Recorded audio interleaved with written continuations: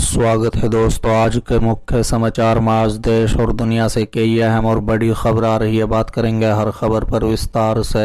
लोकसभा चुनाव के बाद विधानसभा उपचुनाव में भी भाजपा को लगा बड़ा झटका। इंडिया गठबंधन की शानदार जीत। एक और बड़ी अपडेट, विशेष राज्य के दर्जे की मांग को लेकर एनडीए में बिखराव। जीतन राम मांझी के बयान से मचा भूचाल। इसी के साथ अगली बड़ी खबर में आपको बताएंगे। ज्यादा दिन नहीं चलेगी मोदी सरकार, खेला शुरू हो गया है। उद्धव पवार से मुलाकात के बाद ममता बनर्जी का बड़ा बयान। एक और बड़ी अपडेट, महाराष्ट्र विधान परिषद चुनाव, गद्दारों को जल्द सिखाया जाएगा सबक। कांग्रेस विधायकों के क्रॉस वोटिंग पर नाना पटेल ने दी चेतावनी। तो चलिए देख लेते आज की पहली बड़ी खबर। लोकसभा चुनाव के बाद विधानसभा उपचुनाव में भी भाजपा को लगा बड़ा झटका। दरअसल दोस्तों, देश के 7 राज्यों की 13 विधानसभा सीटों पर हुए उपचुनाव के परिणाम आने शुरू हो गए। बिहार, पश्चिम बंगाल, तमिलनाडु, मध्य प्रदेश, पंजाब, उत्तराखंड और हिमाचल प्रदेश की कुल 13 सीटों पर हुए चुनाव की मतगणना जारी थी। बता दें, लोकसभा चुनाव के बाद हो रहे 13 विधानसभा सीटों पर उपचुनाव परिणाम पर लोगों की निगाहें टिकी हुई थी। एनडीए और विपक्षी इंडिया गठबंधन दोनों ही 13 सीटों पर जीत हासिल करने की फिराक में। बता दें, लोकसभा चुनाव में यूपी, महाराष्ट्र समेत अन्य कई राज्यों में कई सीटों पर हार कर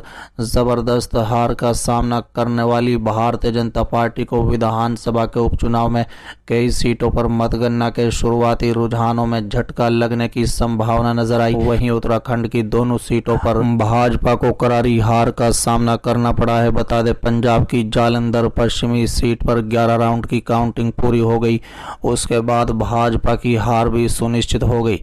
बता दें कि मध्य प्रदेश की अमरावाड़ सीट पर कांग्रेस और भारतीय जनता पार्टी के बीच मुकाबला कांटे की टक्कर का रहा। चलिए अगली खबर, विशेष राज्य के दर्जे की मांग को लेकर एनडीए में बिखराव। जीतन राम मांझी के बयान से मचा भूचाल। दरअसल दोस्तों, विशेष राज्य के दर्जे पर बोलते हुए केंद्रीय मंत्री जीतन राम मांझी ने शुक्रवार को कहा कि जब नीति आयोग ने यह तय कर रखा है कि बिहार को विशेष राज्य का दर्जा नहीं मिलेगा, और ऐसी स्थिति में जब हम विशेष राज्य के दर्जे की बात करते हैं तो ये उचित नहीं है।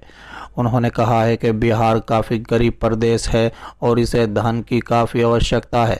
नरेंद्र मोदी लगातार गरीब प्रदेश को आगे बढ़ाने का प्रयास कर रहे हैं। केंद्र सरकार जो भी संभव सहायता की आवश्यकता महसूस होगी वो ज़रूर करेगी। वहीं जीतन राम मांझी ने 25 जून को संविधान हत्या दिवस के रूप में मनाने के फैसले का स्वागत किया है। उन्होंने कहा है कि हमने संविधान की हत्या होने का दंश झेला है। उन्होंने कहा है कि उस दौरान आम लोगों की क्या बात करें, प्रेस भी स्वतंत्र नहीं था। ऐसे में अब समय आ गया है कि जनता को बताया जाए कि उस समय की क्या स्थिति थी, जब सुनिश्चित करवाया जाए कि ऐसा वाकया दोबारा दोहराया नहीं जाएगा। बता दें कि सीएम नीतीश कुमार लंबे समय से बिहार को लेकर विशेष राज्य के दर्जे की मांग कर रहे हैं। इसको लेकर काफी समय से सियासत भी हो रही है। वहीं एक बार फिर ये मांग तेज हो गई है। केंद्र में तीसरी बार मोदी सरकार बनने के बाद बिहार एनडीए के नेता इसकी मांग तेज कर रहे हैं। सत्तारूढ़ पार्टी जेडीयू के कई नेता इस मांग को फिर से दोहराने लगे हैं। एनडीए में शामिल केंद्रीय मंत्री चिराग पासवान की अगुवाई वाले लोक जनशक्ति पार्टी भी इस मांग का समर्थन कर रही है।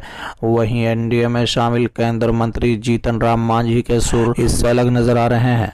चलिए अगली खबर, ज्यादा दिन नहीं चलेगी मोदी सरकार, खेला शुरू हो गया है। उद्धव पवार से मुलाकात के बाद ममता बनर्जी का बड़ा दावा। दरअसल दोस्तों, पश्चिम बंगाल की मुख्यमंत्री ममता बनर्जी बीजेपी पर निशाना साधने का कोई मौका नहीं छोड़ती है और शुक्रवार को मुंबई पहुंचने के बाद भी उन्होंने ऐसा ही किया।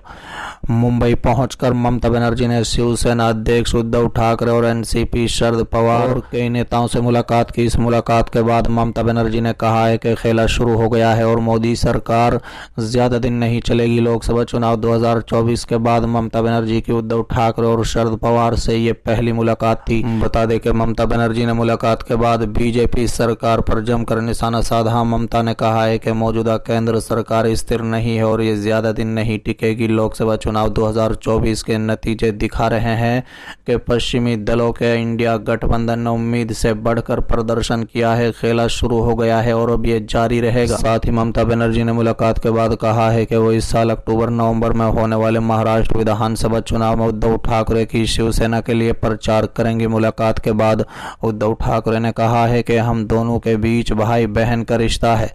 शिवसेना ने ममता बनर्जी और उद्धव ठाकरे की इस मुलाकात की फोटो भी सोशल मीडिया प्लेटफॉर्म एक्स पर शेयर की है।